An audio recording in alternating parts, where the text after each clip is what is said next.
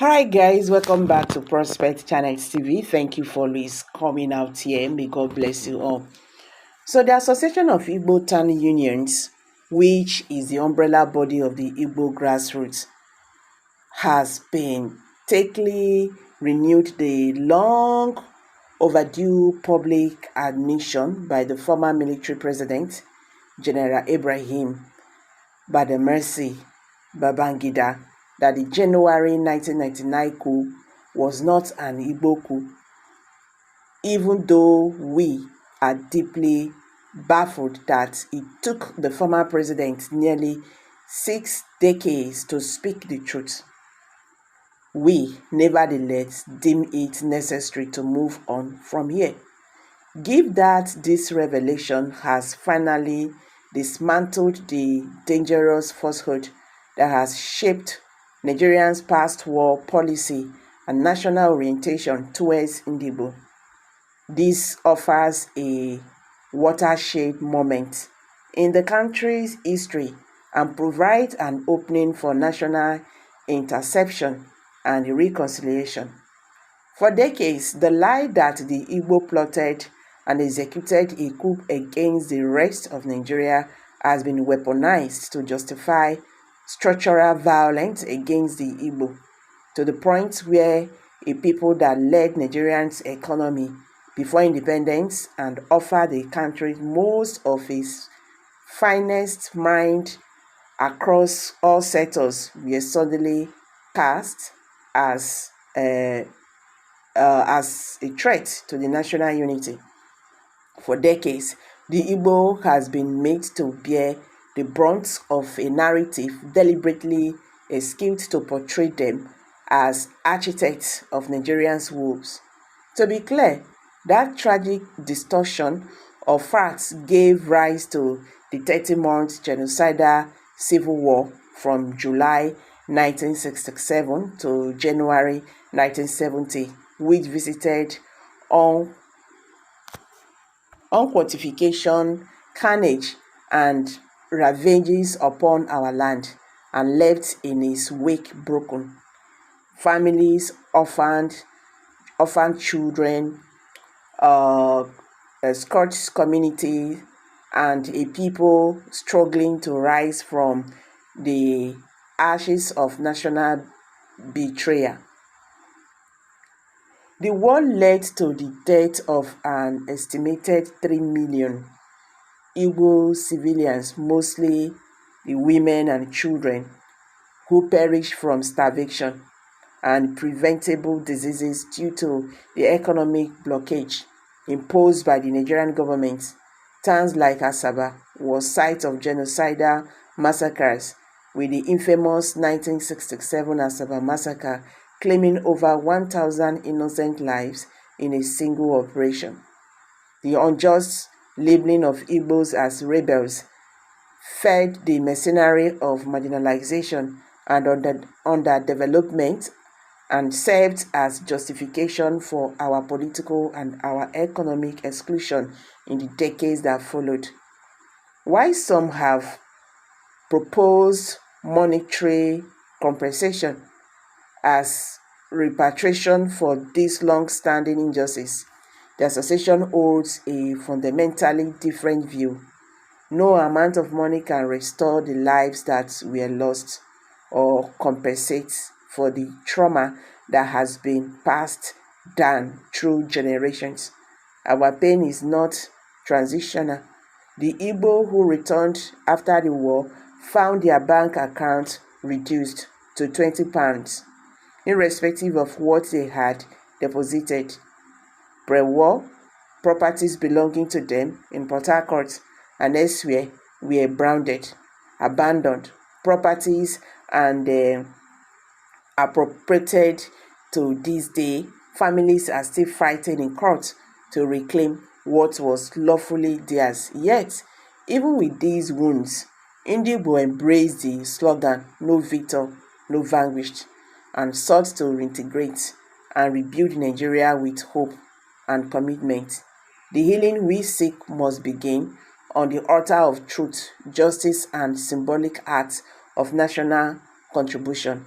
The association therefore calls on the federal government of Nigeria to immediately recognize all those who died during the Nigerian Biafra War as national heroes. These were citizens who perished not because they hate Nigeria, but because the nation failed to protect them.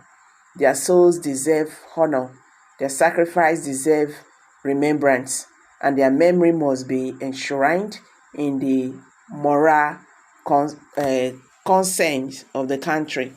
Nations that have emerged from conflict and civil strife have healed by facing history squarely.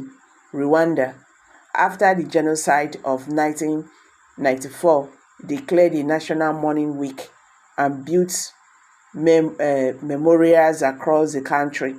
South Africa, under Nelson Mandela, embraced the Truth and Reconciliation Commission. Nigerians cannot pretend that the war never happened, nor continue to hide from its consequences.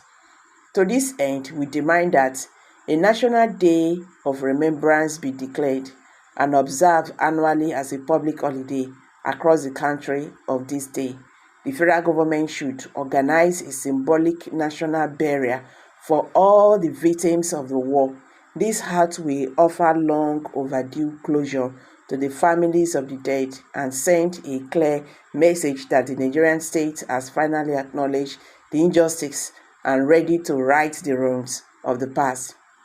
There is still no national monuments commiserating the war dead in Igbo land, nor a federal-backed war achieved to preserve their stories. These are minimal steps needed in a serious nation striving for unity. The healing process must also address the structural injustice that have kept the Southeast perpetually behind.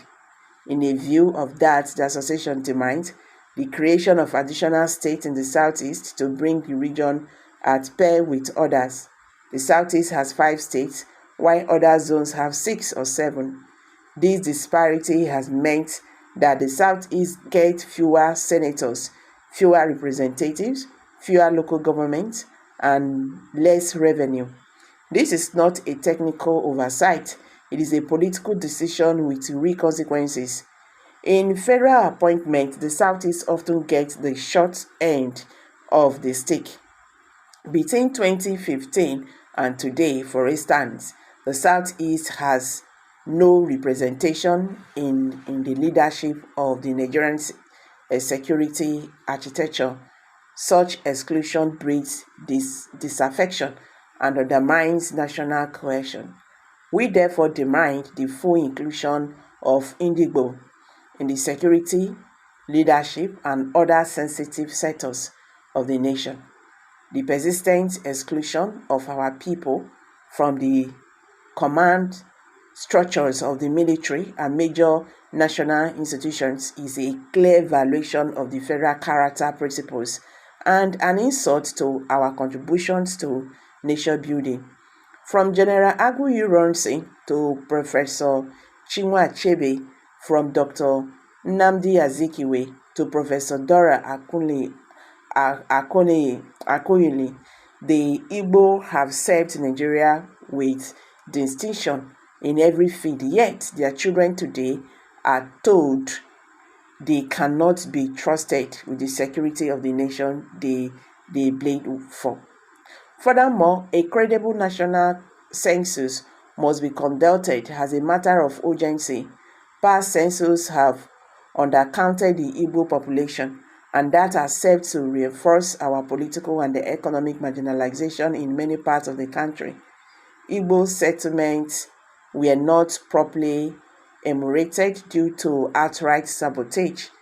An accurate census that reflects the true demographic weight of the Igbo is critical to equitable representation and planning. Every democracy needs good data, and without it, fairness cannot be achieved. So guys, this is what they are asking Nigerian government to do. Because up till now, Nigerian government have not still say sorry to all these things we have caused you. It doesn't make sense, meaning that they are not sorry. Yes, they are not sorry for what happened.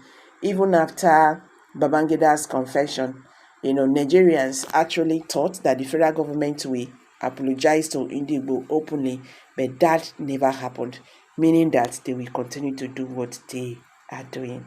This is sad.